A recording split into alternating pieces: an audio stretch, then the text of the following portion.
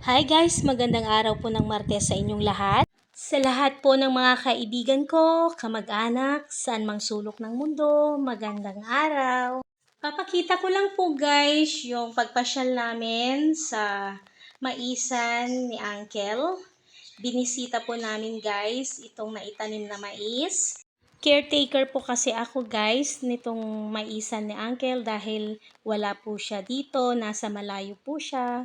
Kaya ako po ang nagbibisita ng mga ito.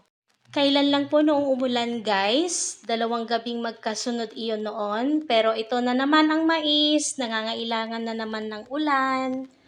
Sana nga lang po ay umulan na naman para po iwas patubig, iwas gastos. Kahapon po guys ay nag-spray sila dyan para po mamatay yung mga damo.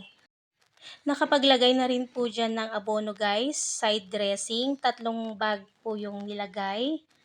Sa ngayon hindi pa po makikita yung epekto pero pagkalipas po ng ilang araw ay siguradong makikita na po.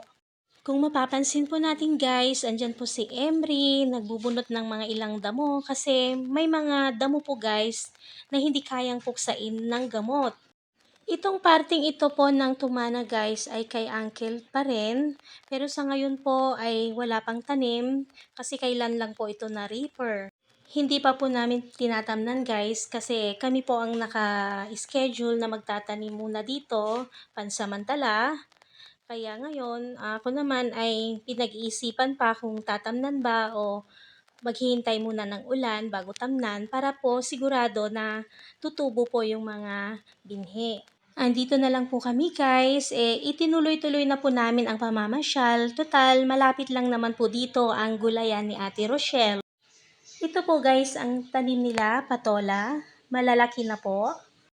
Naabutan po namin si Ramil na naglalagay ng poste para sa gagawin niyang balag.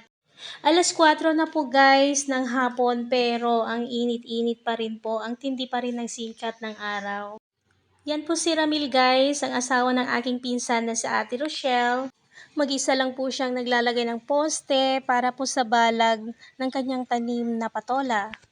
Ayun po guys, patola po sa banda ron yung mga may poste at ito naman po ay sitaw guys. Sa bandang dulo po doon ay andun po si Ate Rochelle pero hindi po masyadong kita. Andun po siya nagtatanggal ng mga damo.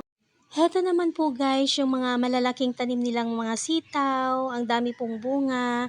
Ito po fast forward ko na lang po guys ang aking video. Ayan po guys, makikita po natin ang daming mga bunga. Sa pagkakaalam ko po guys, bukas po ay magha-harvest po sila. Hanggang dito na lang po muna guys. Maraming salamat sa panonood. At lagi po sana nating tatandaan na kapag may itinanim, may aanihin. Magandang buhay!